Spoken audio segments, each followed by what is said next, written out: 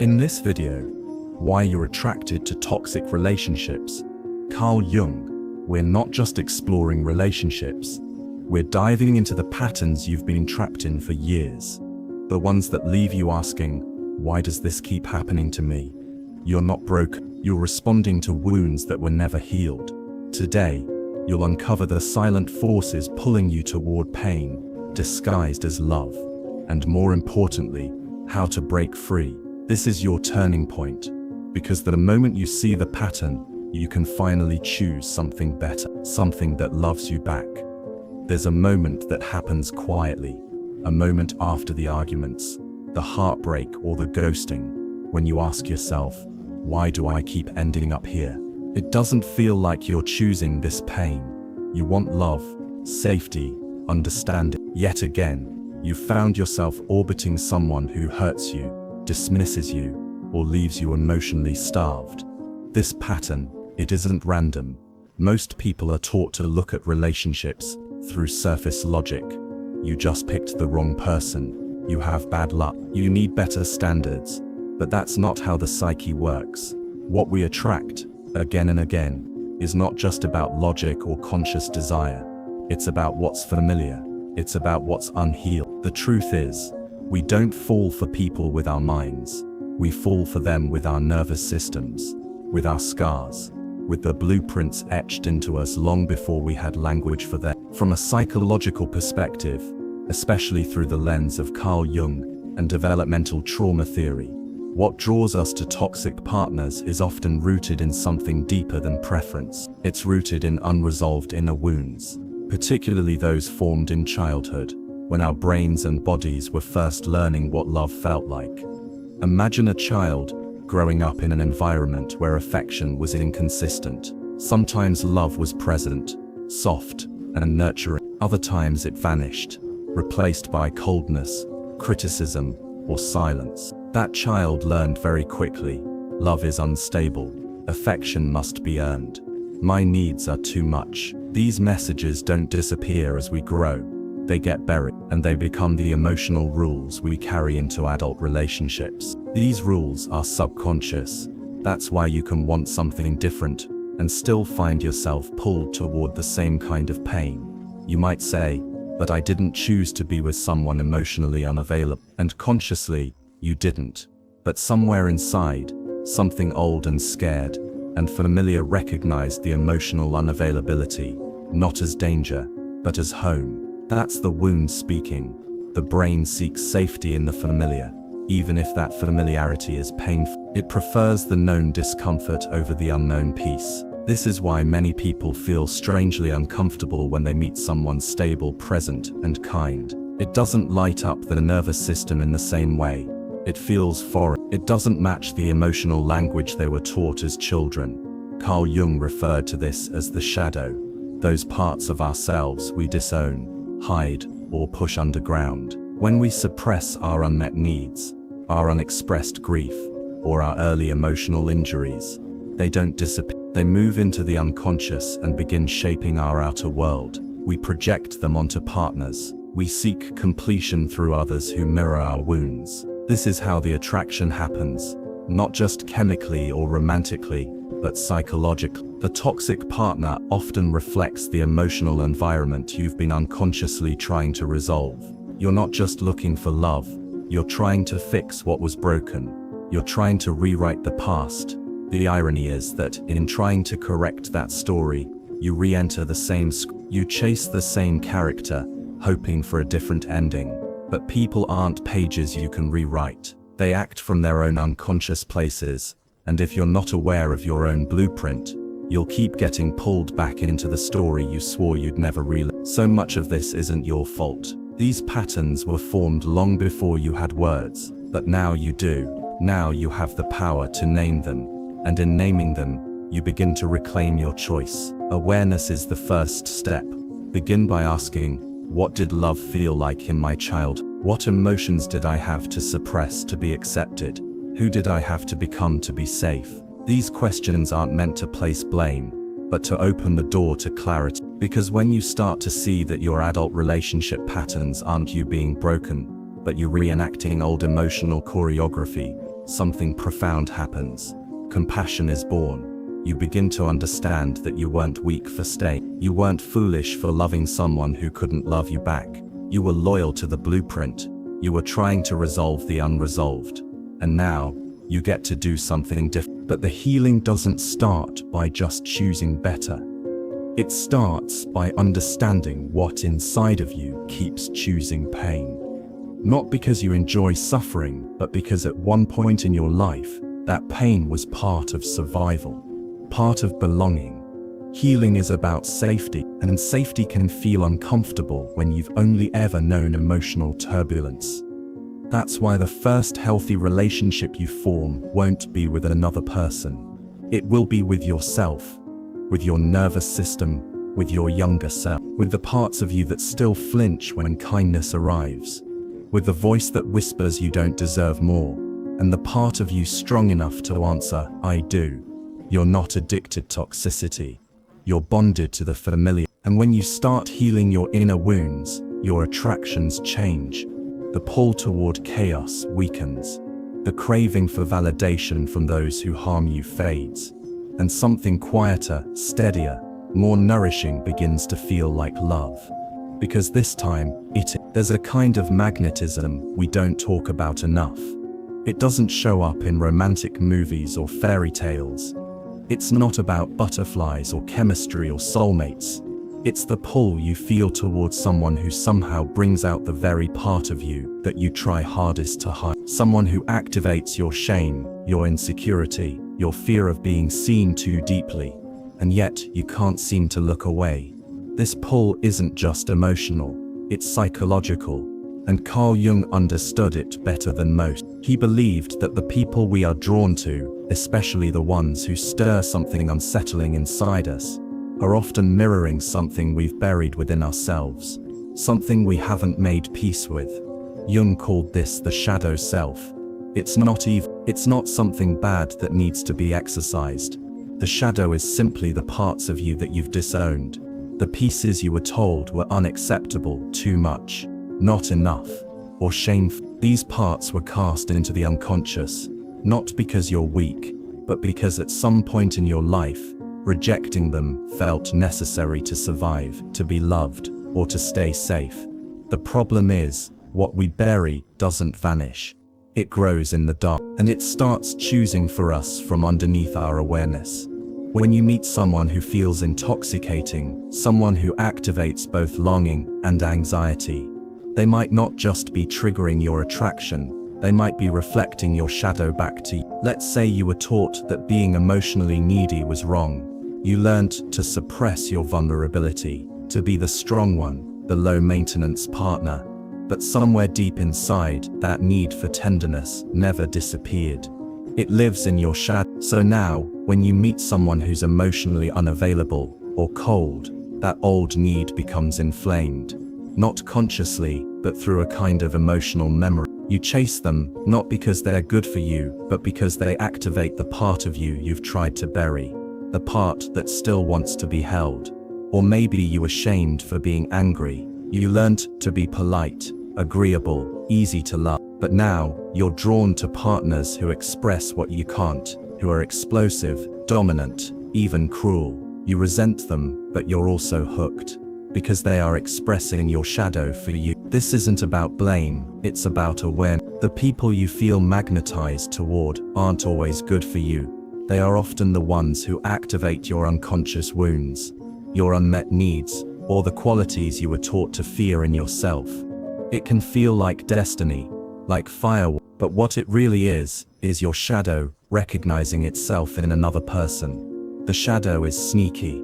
It doesn't announce itself. It lives in the background of your thoughts, your desires, your fantasy. It influences who you feel drawn to, what kind of love feels exciting, and what kind of person feels safe, even if that safety is an illusion. Many of us are taught to chase wholeness through other people. We think love will complete us. But wholeness isn't about finding the right person. It's about reclaiming the parts of ourselves we've abandoned. When your shadow remains unconscious, you will project it onto others. You'll see in your partner what you don't want to see in yourself. That's how projection works. You'll call them too emotional when in truth you've disowned your own tenderness. You'll accuse them of being controlling when deep down you're terrified of your own desire for power or control. You'll judge them, blame them, resent them, and all the while you're really reacting to yourself. Jung once said, "Everything that irritates us about others can lead us to an understanding of ourselves." That irritation, that obsession, that burning desire or revulsion, it's pointing you somewhere. It's asking, what have you not made peace with inside yourself? Understanding the shadow doesn't mean excusing someone else's toxic behavior. It means becoming curious about your reactions, your patterns, your attractions. It means asking not just why did they treat me this way, but also why did I feel so drawn to them in the first place. So much of our attraction is about recognition. We're not just looking for love, we're looking for the missing pieces of ourselves. Sometimes we find them in the kind, gentle ones, and sometimes tragically, we find them in the chaotic ones. The ones who treat us the way we secretly treat ourselves. The path forward isn't to judge your shadow, it's to bring it into the light, to name the parts of yourself you feared, your neediness, your anger, your jealousy, your craving for attention, your softness, your fear, to say, you belong too. Because once you integrate your shadow, once you allow it to exist without shame, you stop needing others to carry it for you. Suddenly the magnetism to toxic people fades. The attraction to chaos weakens. The obsession with those who mistreat you begins to dissolve because you no longer need them to act out what you finally accepted in yourself. And that, Jung believed, is real empowerment. Not perfection, not purity, but wholeness. The capacity to hold all of who you are, and in doing so, finally choose what's good for you. There's a strange pain that lives in the heart of many relationships. It doesn't announce itself loudly at first. In fact, it can look like attraction, chemistry, or even fate. You meet someone new, and somehow the way they speak, the way they withhold affection, or withdraw when you need them most, it feels oddly familiar, like you've been here before, even though you've never met them. You probably have felt it, that eerie déjà vu. The patterns feel recycled, the emotions return like old ghosts. The ending, although you hope otherwise, begins to mirror the last. This isn't coincidence, it's not bad luck, it's what psychology calls repetition compulsion, the unconscious drive to recreate the emotional landscape of your past, particularly your childhood, in an attempt to resolve it. The pain that formed early in your life, the neglect, the abandonment, the inconsistency was never fully processed. As a child, you didn't have the language, the tools, or the safety to make sense of it, so your nervous system carried it forward, and the psyche in all its complexity started searching not consciously, but instinctively for someone to replay the story with. But this time, with a different ending. You're not choosing toxic love because you want pain. You're choosing what feels familiar because some part of you still believes that, if you can finally get love from someone like the person who once hurt you, maybe that wound will finally close. Let's say your father was emotionally distant. He was there physically, but emotionally, he felt unreachable. You longed for his affection, his presence, but it never quite came. You internalized a message, I'm not enough to be loved in a consistent way. Now, years later, you find yourself drawn to partners who are similarly distant. They breadcrumb affection, they come close, then disappear. And though it hurts, it also feels like home. You stay, you try harder, you shrink yourself, you prove your worth. Not because you enjoy suffering, but because somewhere in you a child still believes, if I can make this kind of person love me, then maybe I was never unlovable to begin with. This is repetition compulsion, the unconscious attempt to repair the original injury by reenacting. But the tragedy is that it rarely works, because the partner you're trying to get love from doesn't just resemble the old wound. They carry the same emotional limitations, and you end up back where you started, unseen, unheard, unloved, in the way you needed. Repetition compulsion, isn't weakness. It's the psyche's attempt at healing through familiarity. It's a loop created by a nervous system that has never known what safe, stable love actually feels like. This pattern can show up in different ways. You might constantly be attracted to emotionally unavailable people, or you sabotage relationships that are good for you because they feel boring. You might chase people who criticize you because that echoes the tone of a parent who was never satisfied with you, and you're not doing it on purpose. The repetition happens beneath awareness. Until it does, awareness is everything. Because once you begin to see the pattern for what it is, a past pain trying to resolve itself in the present, you begin to interrupt it. You begin to notice, wait, this dynamic feels familiar. This isn't just about them.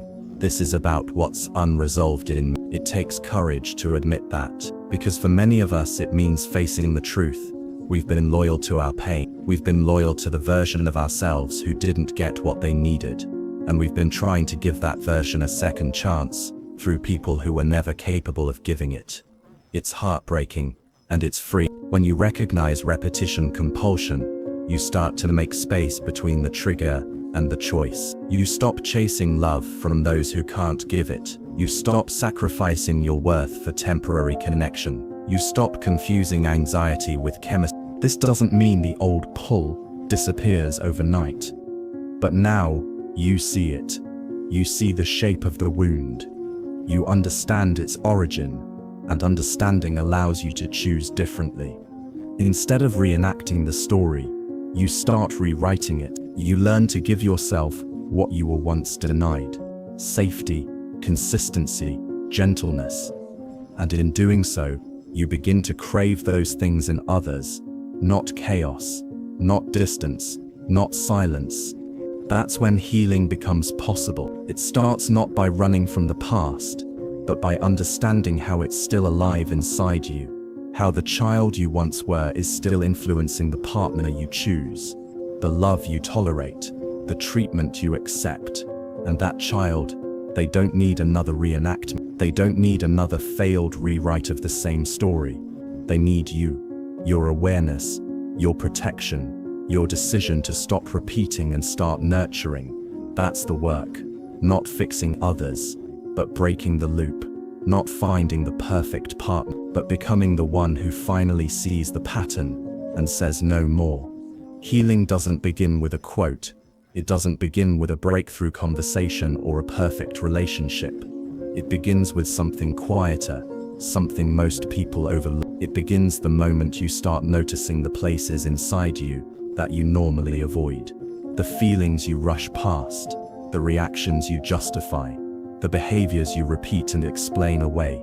These are your emotional blind spots, and they are shaping your life more than you think. Emotional blind spots are the parts of your inner world you're not fully aware of, yet they direct your behavior, your attractions, your reactions, and even your sense of identity.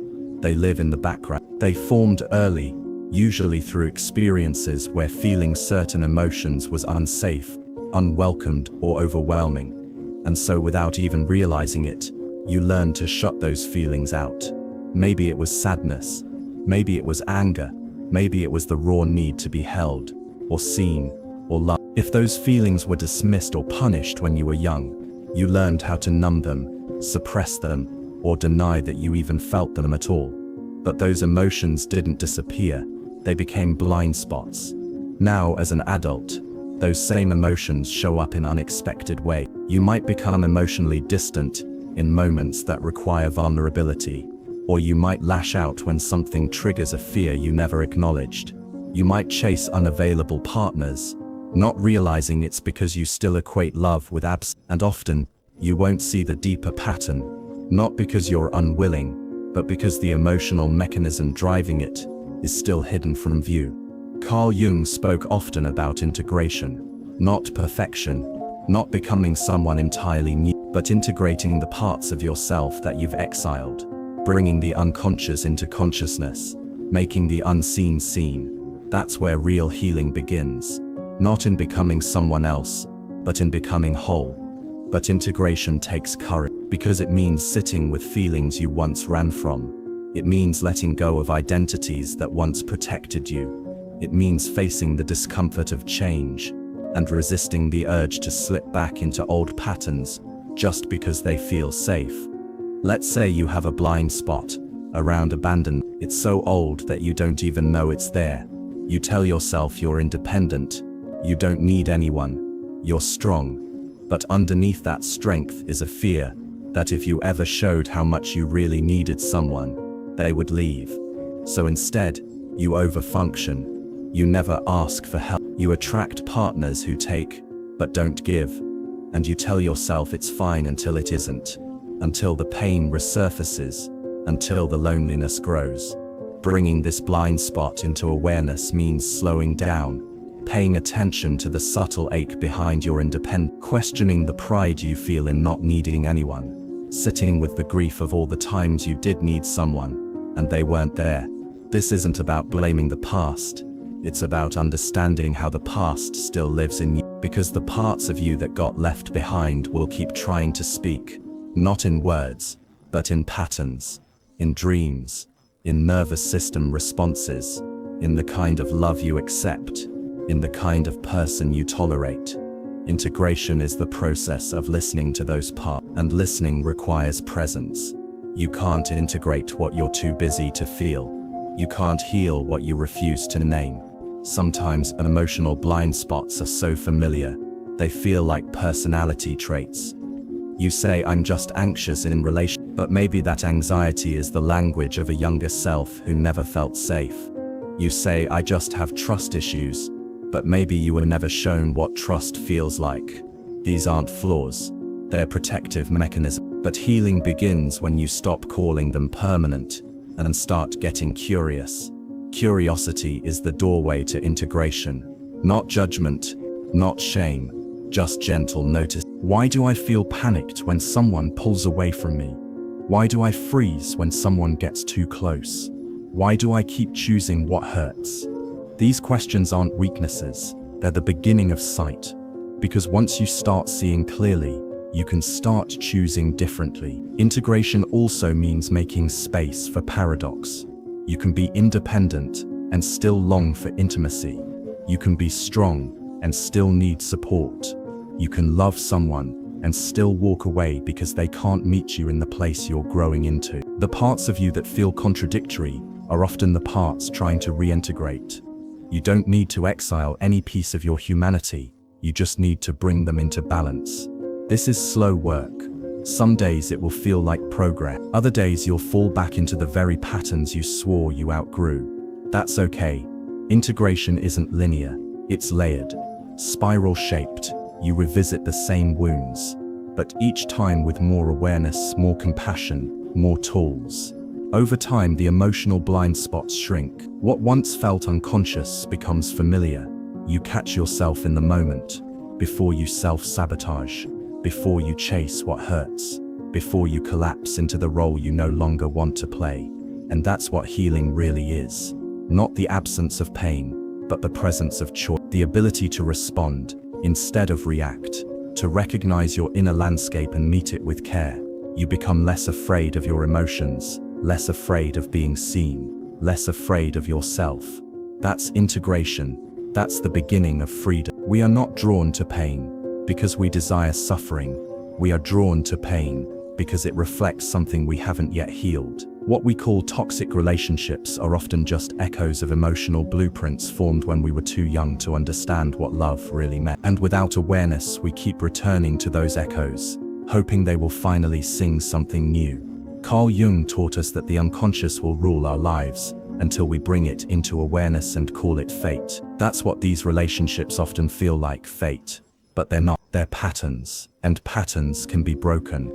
You're not weak for being pulled towards someone who hurts you. You're not broken for craving love from someone who can't give it. You are simply reenacting what your inner world still believes love is supposed to feel like. But the moment you start seeing the connection between your past and your present, between your shadow and your attraction, between your blind spots and your choices, that is the moment everything begins to shift. Healing doesn't require you to become someone new. It asks you to remember who you were before you were taught to fragment yourself. It asks you to bring your whole self to the table. Your grief, your anger, your need, your softness, not to be fixed, but to be reclaimed. You break the cycle not by finding a perfect partner, but by becoming aware of why you choose the ones you do, and then slowly, consciously, choosing again. That's how you move from repetition to liberation. That's how love becomes safe again. That's how you become safe for yourself. And from that place, wholeness, not hunger, you'll finally be able to receive a love that doesn't just feel exciting, but feels like home.